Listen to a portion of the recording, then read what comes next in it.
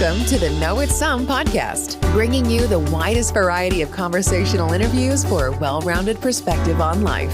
Because while it's true, nobody likes a know-it-all, it's also good to know it's some. Here's your host, Steve Platt. That's right, I'm Steve Platt. Welcome back to Know It's Some podcast on the Big Three Roll-Up Network, where week after week we're bringing you the widest variety of interesting guests with interviews that you will not hear anywhere else. And this week is a great example of that. Our guest today is Roger Madan. He is the president of Air Marine Forwarding, and that's just his title, because what he really is the personification of a Dos Equis commercial. The most interesting man in the world, or at least in Miami, Florida. He shares with us so many great stories. We spoke for at least an hour and 10 minutes, it seems. And I had to pare that back into an episode length in line with our other episodes, which was very hard to do. I didn't want to cut anything out. I did my very best to keep as many of his great stories in the episode as possible. My editing job, as hard as I tried, might be a little disjointed at times. That's on me, and I apologize in advance. But I'll tell you, incredible episode. You'll notice towards the beginning of the episode, he mentions Memorial Day coming up this weekend. And that's because we tape all of our episodes well in advance. So this was taped weeks ago, and we're just now ready to release it to you guys and have you guys listen to some of the incredible stories he shares about his family coming here from Cuba, which is something that's near and dear to me because my mom came over as a toddler from Cuba. Her family had to start over here from essentially from scratch. His family had to kind of restart in this country as well, in a different culture with a different language. It is definitely a story that is very familiar in the Miami area, but maybe not nationwide. And I'm very excited to share it with all of you today. He also talks about some subjects that are very relevant to current events right now. If you are paying attention to the labor shortage, or some of the supply chains that have been disrupted, some of the logistical issues that are facing us and affect all of us really right now. He shed some light on some of that because that's his world, folks. And I'm just really excited for you to hear what he has to share. There are some very personal things in this interview. He speaks about his father. He speaks about the future of Cuba. It can get deep at times. This is why when I was asked to make a podcast, when I was asked to create a podcast, this is why I said yes. It's interviews like this one that I can bring forward, interesting stories that have been shared with me that I want to share with the world. And I'll tell you, Roger is not somebody that gives interviews very often. It's not his thing. And so you'll notice it's not this guy who's been told by a publicist what he can and cannot say. It is a very raw, very unfiltered, just real. I mean, it's just real. And it comes through, and I think that makes for better interviews. So I will get more guests like Roger Madan on this show. That's a promise that I make to you as the listener. But listen all the way through, because I'm telling you, there are some great nuggets in this episode. And you'll be better for it by the end of it. I think you'll bookmark it as one of your favorites. So let me know what you think. We are on social media at Know It Some Pod on just about every social media platform. Know It Some Pod. Make sure that you follow us, give us a like, and tell us what you think. I'm definitely interested to see if you guys love this episode as much as I did. So let's get into it. Episode 14, Roger Madan.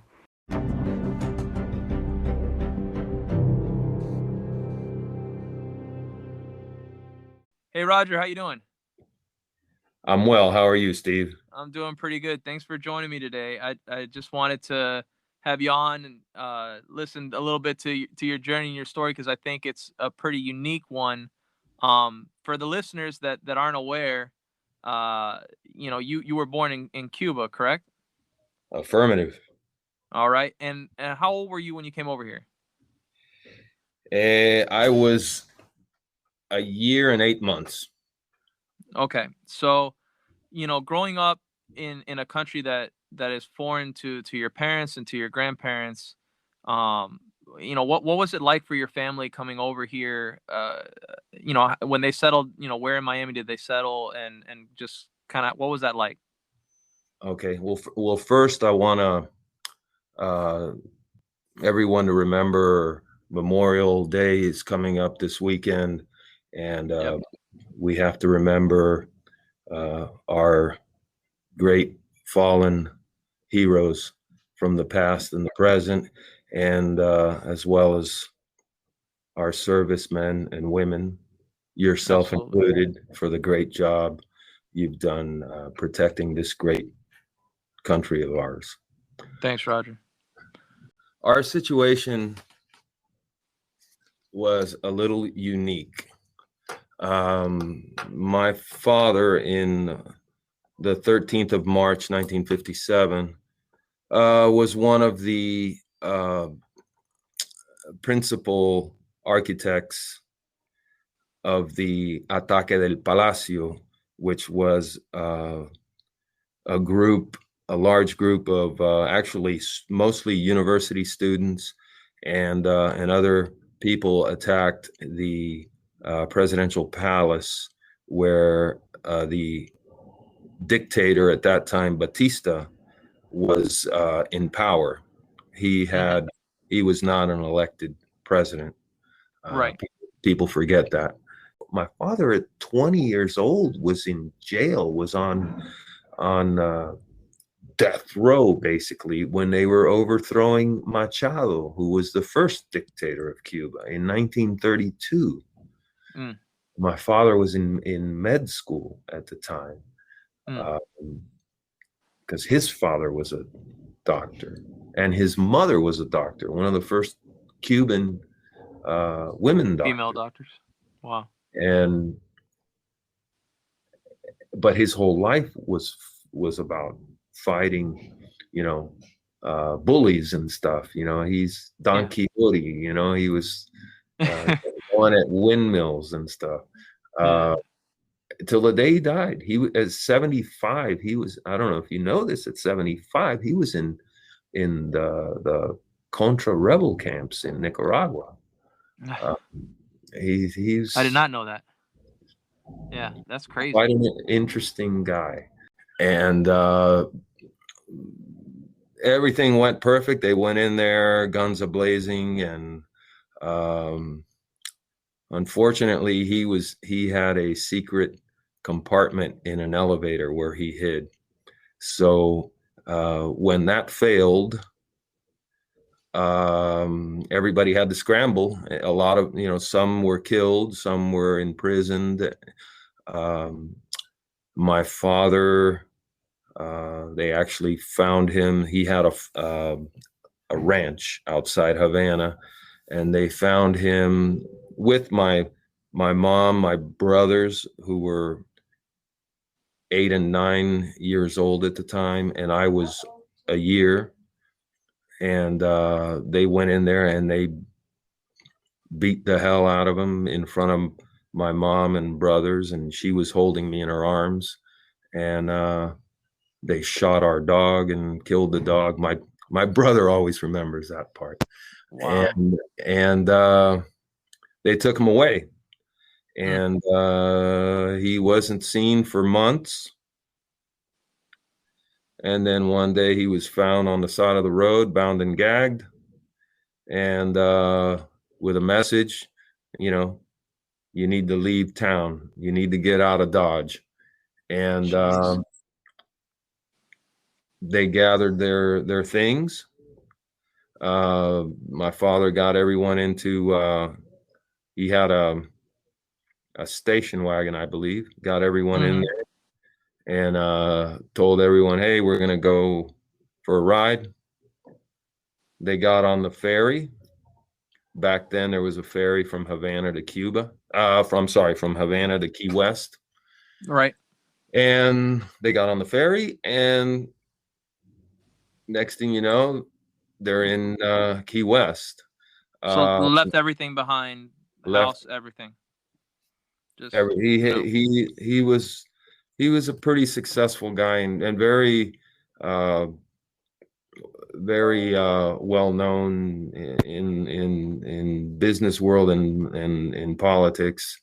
And he you know, his businesses still kept running, fortunately, at that point in 1957.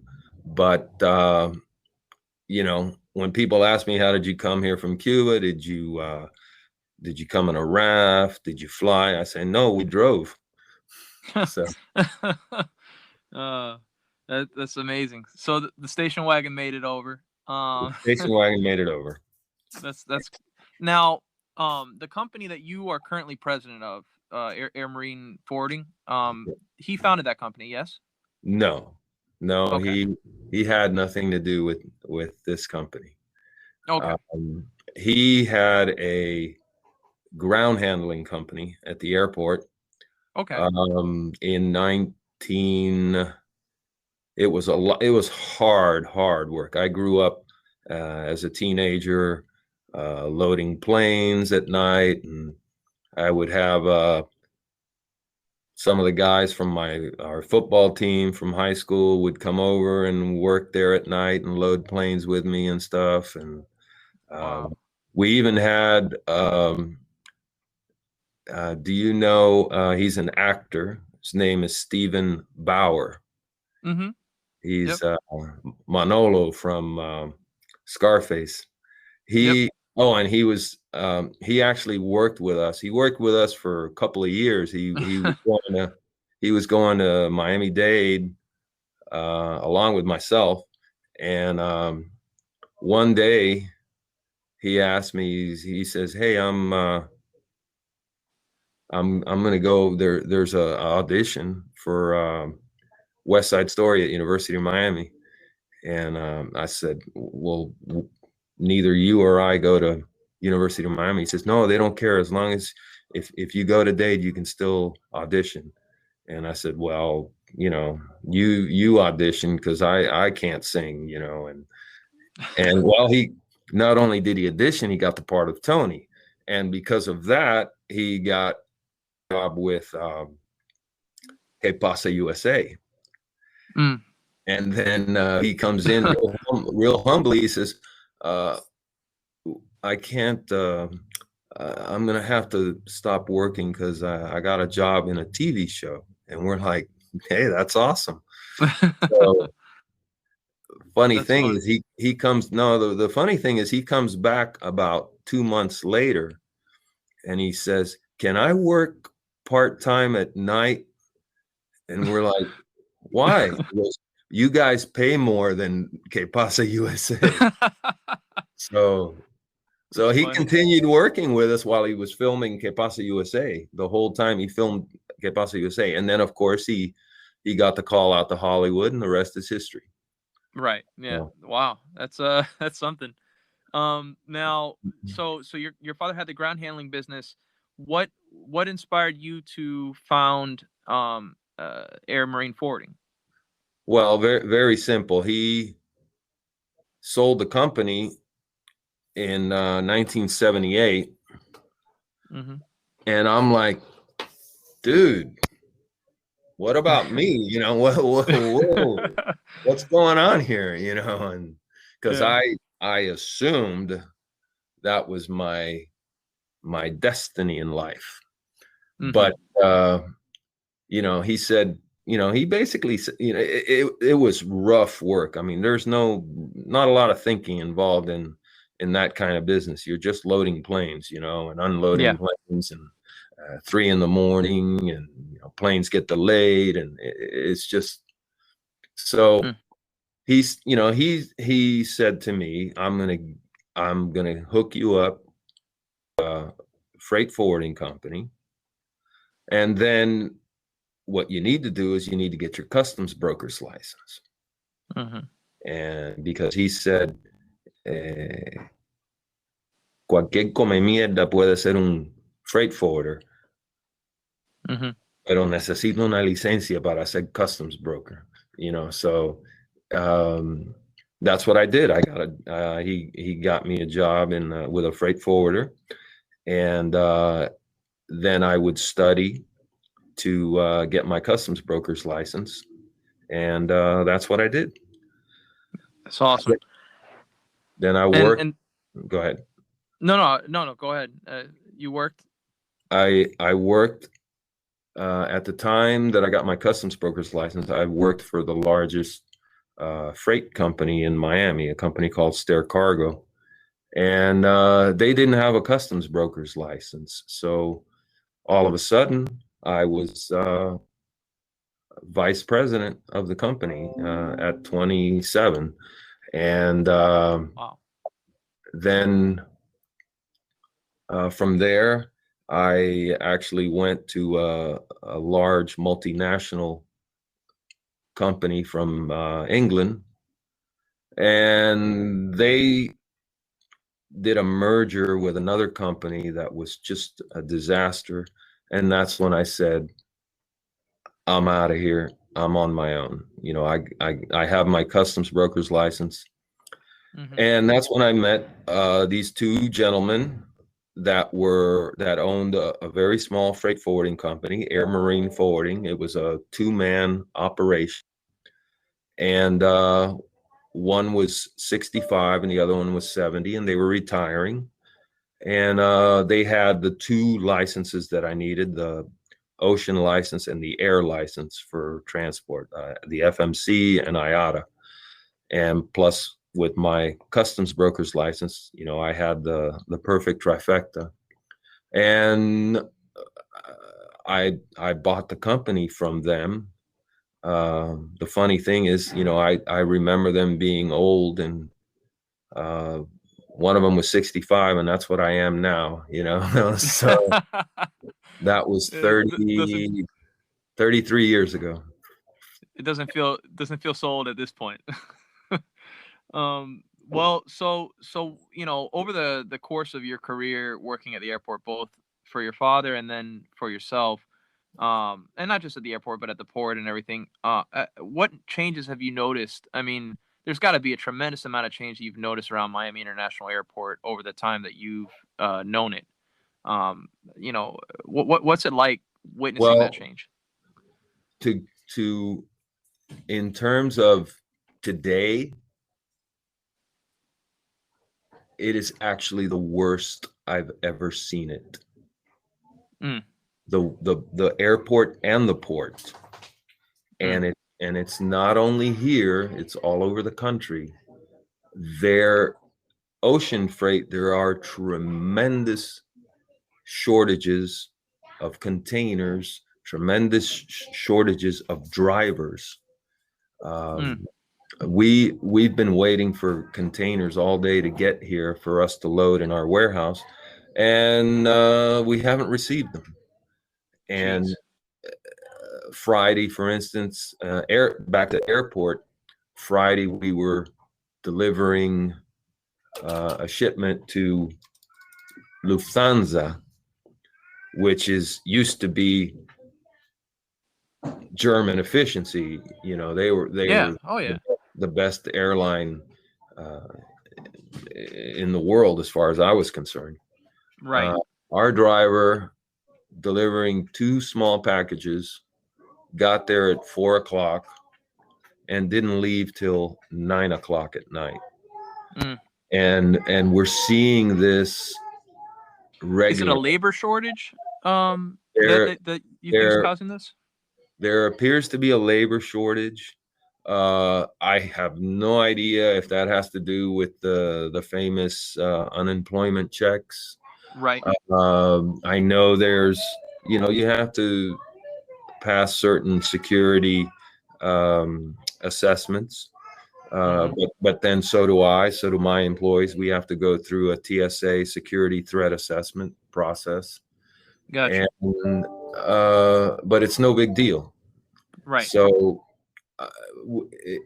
it's very frustrating for us and for our employees, because, you know, something that should be relatively easy becomes very stressful, because, you know, instead of having all day to load a container, now all of a sudden, you've got a 2-hour window to knock it off, and it's terrible. I'm telling, Yeah. it's unbelievable, and this is nationwide. I've never seen it this bad, and I don't believe it's because there's so much business, because I'm not seeing a real increase in volume. What I'm seeing, an increase in headaches is what I'm What? So going back to March and April of 2020, did you see a significant decrease in volume due to the pandemic, or did business Yes. kind of stay Yes. status quo? No. It dropped. It Okay. dropped. And what I did was I gathered everyone together, and we said, either we reduce everyone's hours, or I let go of some people, and Yeah. everyone agreed to reduce hours. Mm. And what we did is we reduced everyone's hours, but they could still have their health care benefits. Yeah. Yeah. I'm very proud to say that I've been in business 33 years, and for the last 31, 32 years, I pay 100% of each employee's health care. That's incredible. It seems like, you had some tough decisions to make there due to the pandemic, and you were able to keep a large portion of your workforce intact. So you weathered a tough storm, and you were able to get the ship through. Well, I definitely needed the PPP loan. Yep. That came in huge. It really helped me at a time when we needed it, because one of the problems with being a freight forwarder is the majority of our revenue, in terms of not revenue, but revenue. Obviously, all our revenue is international, but the majority of our payments come from overseas. Mm-hmm. So, all of a sudden, is Honduras going to pay us? Is Peru going to pay us? It gets a little scary at times. God knows I don't know how over the last 30 something years, hundreds of thousands of dollars I've probably have lost in, Default. company I do business with for several years, and all of a sudden, boom, where are they? Where'd they go? And right. then So you can't extend too much of a line of credit there. No, you have to, you really have to try to keep people on a short leash. But at the same time, given the circumstances, these companies and countries that we do business in, we're trying to survive too, Yeah. So, like there's an old saying, right? There's an old saying, it's if it sneezes in America, Latin America catches a cold. Roger, that's so true. I mean, we live in a very interconnected world, particularly in the line of work that you're in. You work with a number of different countries. Talk to us a little bit about what it was like to work with Cuba in particular. I mean, with all the history that you and your family have, how did that come about, you working in Cuba?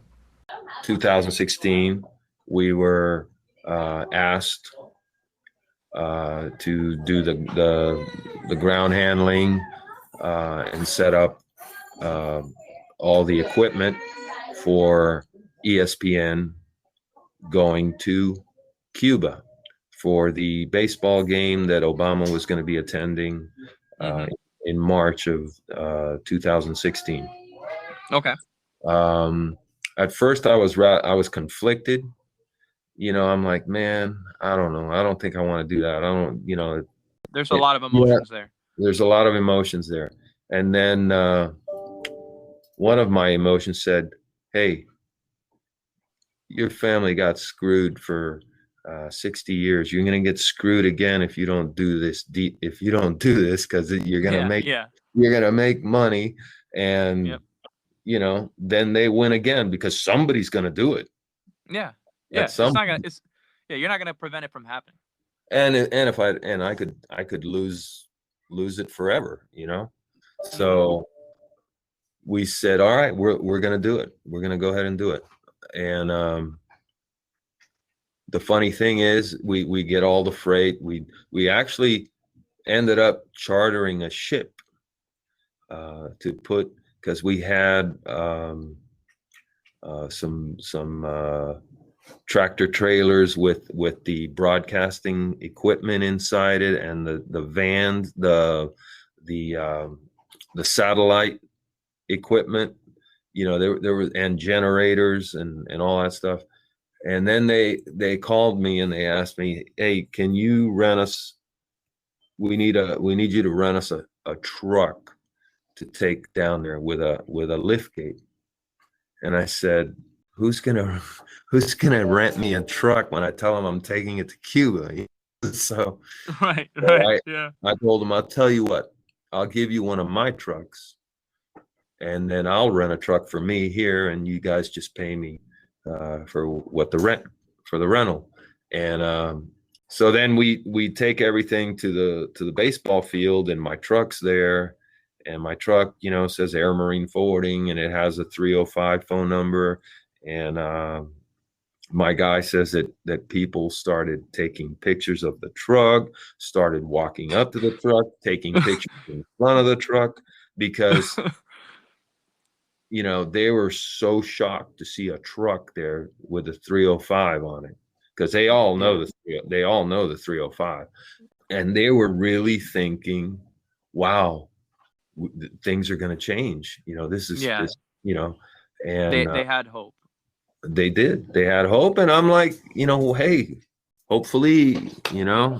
I Maybe right. Like you gave it the benefit of the doubt. and the benefit of the doubt, and I think if it proved anything, it proved what we all knew was going to happen, which was nothing. But at least he put it beyond question. If you Yeah. follow, Yeah. 'cause I struggle, as a young man who was, I was born here. Um, I always had hoped to go back to where my grandmother was born, to where my grandparents honeymooned, to the hospital where my mom was born. Um, and what I've realized is, aside from dilapidated buildings, there's nothing really for me there, because the culture has gone through however many years of Soviet influence, however many years of Venezuelan influence, and the people and the culture there are not the same people and culture that my grandparents left. Do you struggle with that? I mean, do you still hold out hope for a free Cuba? I mean, what are your thoughts on the future for that island? I'm going to say, till the day I die, I'm going to pray and do whatever I can for um, to see Cuba free. The culture has changed incredibly, but they're still my peeps, and it's changed by design, in my opinion. They made it, the communism, they made it everyone's equal, and it's, yeah, everybody's equally screwed. Yeah, So pretty much. I do get very frustrated, because sometimes I'm like, what the hell? What are you waiting for? I've Right. always, because you saw all those Eastern European countries get liberated and such, and Yeah. you're like, okay, it's going to happen here. It's going to happen. It's going to happen, and it never happened. I've always, my analogy of Cuba is a very weird analogy, but I put an electric fence around the perimeter of my house. Mm-hmm. I had a dog that, man, she was always running away. And I lived by the golf course. So when she ran, I mean, it was like, forget it. I'm not, I'm going to have to wait till she comes back because he's gone, you know? And so I put this electric fence where, you know, the dog wears a collar Right. and you teach it when it goes up, it gets shocked and then it turns around and goes back. Mm-hmm. The thing is, if the dog is willing to withstand that little shock, it's free. Absolutely. And that brings me to your shirt, because in order for the island of Cuba to break through their electric fence, there's a movement. Roger, for those who are at home and they can't see, you're wearing a shirt that says Patria y Vida. Can you please tell the listeners what that means? The meaning of that is country and life. You know, patria is patriotism, literally, but, you know, patriotism and life. The reason that is said is because when the communists took over, when the Castros, they came up with the saying, patria o muerte, Mm-hmm. which means country or death. So it's a pretty ominous saying, and it's everywhere in Cuba. So these artists came up with country and life, not country and death. They've done really an amazing thing in Cuba, and it's had millions of hits. And then there is a movement over there called San Isidro, Movimiento San Isidro, because that's a part of Havana, Right. and it's a very historically a very humble blue collar area, and there's a lot of artists that have come from there. And they're the ones that are putting together this fight, and they've done hunger strikes. There's an artist that was doing a hunger strike last few weeks. So there's a lot of movement going on down there that you haven't seen in the past, and with the power of the internet and Facebook and all those good things, it's reaching a lot of people. What I've found is that before, I wanted a free Cuba for selfish reasons. I wanted for my family to be able to go back, and you know, I had dreams of being able to see certain things myself and maybe have property there myself and so on and so forth. And as I grew up and matured, I think more of the focus was not on what had been done to my family per se, or what had been taken from them in terms of assets or anything like that, but more so on the suffering of the Cuban people that are there right now.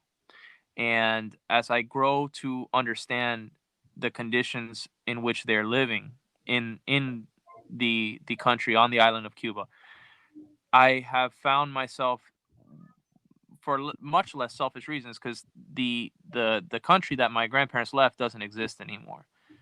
It's much more so for the sake of the Cuban people that I share your hope of a free Cuba. I I feel as though we owe it to them as Cuban exiles to do what we can to support their quest for freedom.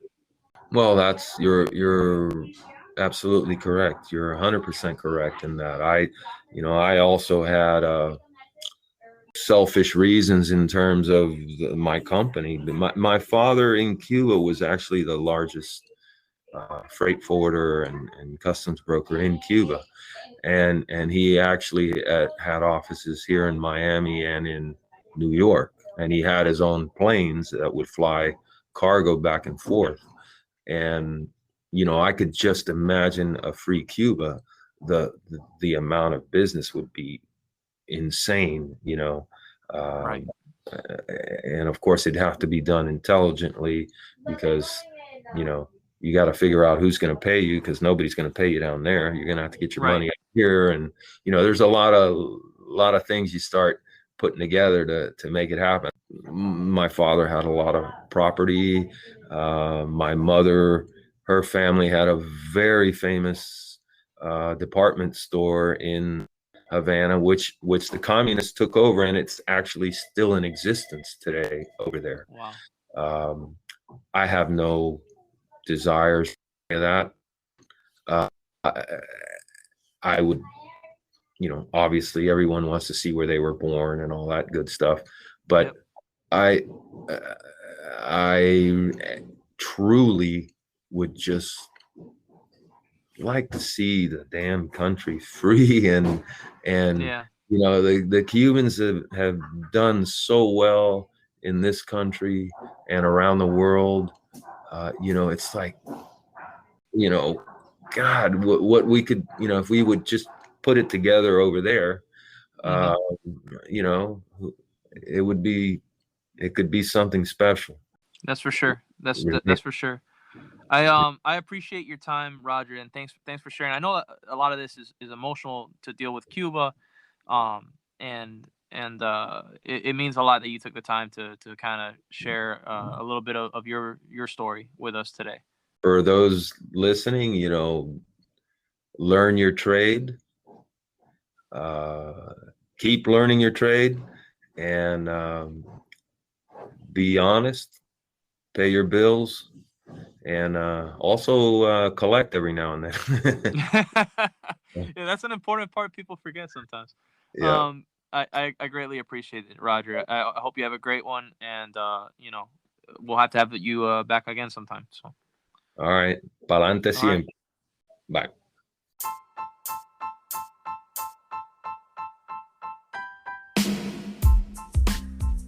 And that'll do it for another episode of the Know It Some podcast. My thanks again to our guest this week, Roger Madan. I really appreciate your time. I can't thank you enough for sharing those incredible stories with us.